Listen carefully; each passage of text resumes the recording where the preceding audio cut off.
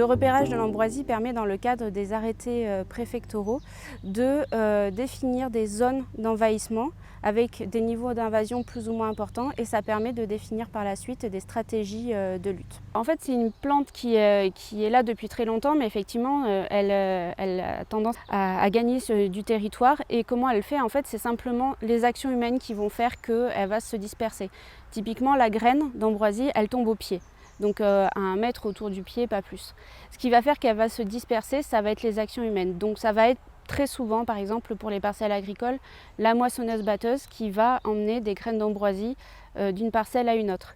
Sur les bords de route, ça va être les engins de fauche, par exemple, qui vont emmener aussi de l'ambroisie le long de la route. Et c'est tout l'objectif de la cartographie, c'est déjà un travail de repérage pour nous suivre l'évolution de la répartition de l'ambroisie, mais c'est surtout un outil de coordination et de gestion.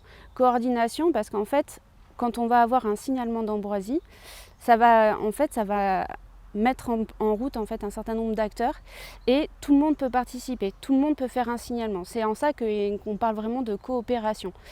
Après, c'est un très bon outil de gestion. Pourquoi? Parce que les référents qui ont un compte sur la plateforme de signalement vont être informés tout de suite de la présence d'ambroisie sur leur territoire et vont pouvoir agir tout de suite auprès des personnes concernées. Alors il y a de l'ambroisie, on découvre des nouvelles zones contaminées par l'ambroisie chaque année, et même quand on est sur une zone qui est déjà connue, c'est bien de continuer à signaler parce que ça nous permet de voir aussi quelle est la situation locale. Est-ce qu'il y a plus de pieds d'ambroisie ou est-ce qu'au contraire on en a de moins en moins? Donc ça nous permet de faire un suivi. Pour se connecter en fait à la plateforme de signalement, il y a 4 canaux. Il y a un site internet, une application smartphone, donc soit via l'Apple Store, soit via Google Play.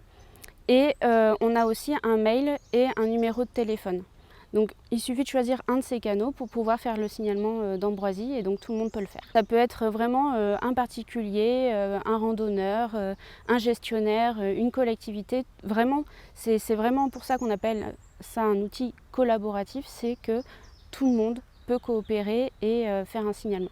Et si quelqu'un se pose la question de savoir s'il a de l'ambroisie chez lui, il peut toujours nous envoyer une photo, et nous, derrière, en tant que coordinateur, on va revenir vers cette personne-là pour lui dire effectivement c'est de l'ambroisie ou pas. Il peut aussi s'adresser au référent local qui pourra également le renseigner sur ce sujet.